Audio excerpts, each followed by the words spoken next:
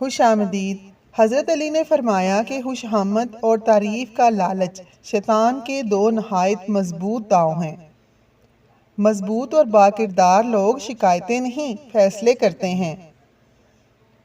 अच्छे लोगों को ठोकर मारोगे तो वो टूटेंगे नहीं, लेकिन फिसल कर तुम्हारी ज़िंदगी और पहुंच से बहुत दूर चले जाएंगे। बानो कुदसिया कहती हैं कि मोहब्बत में बच्चा बन जाओ और लड़ाई के वक्त समझदार। इस तरह की मोहब्बत कर सकोगे और समझदारी से काम लेते हुए लड़ाई भी नहीं करोगे तो हमेशा खुश रहोगे।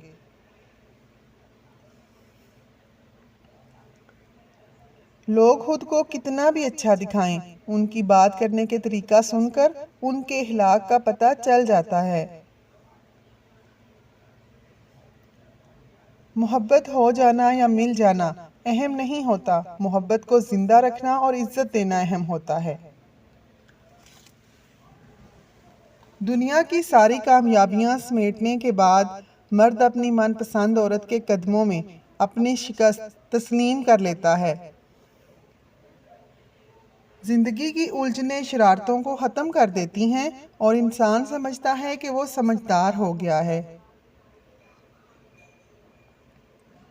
लोगों के हकूक दुनिया में ही दे दो, वरना आखिरत में नेकियां देनी पड़ेंगी।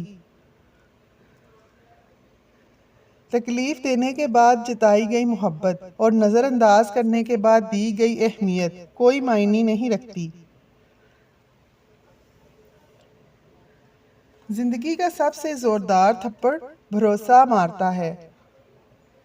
जिंदगी में सुकून चाहिए तो जिद, गुस्सा और ख्वाहिश की परस्तिश करना छोड़ दो। कम बोलने वाले लोग सिर्फ पसंदीदा इंसान के सामने बोलते हैं।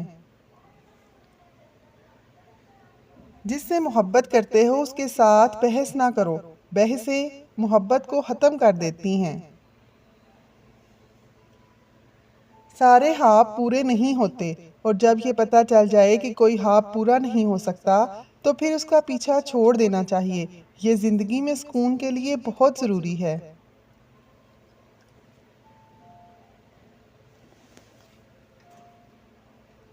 औरत छोटी हो या बड़ी, सांवली हो या गोरी, मर्द सिर्फ उस पर मरता है जिसमें दो बातें होती हैं। एक, जो औरत घर को जन्नत बनाए ना कि जहन्नुम, और जो औरत मर्द की इज्जत करना जानती हो।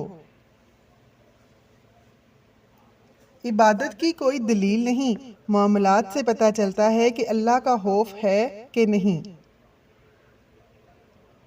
नाजरीन, अगर आपको हमारी वीडियो अच्छी लगी हो तो लाइक, सब्सक्राइब और कमेंट करना ना भूलें। जज़ाकल्लाह।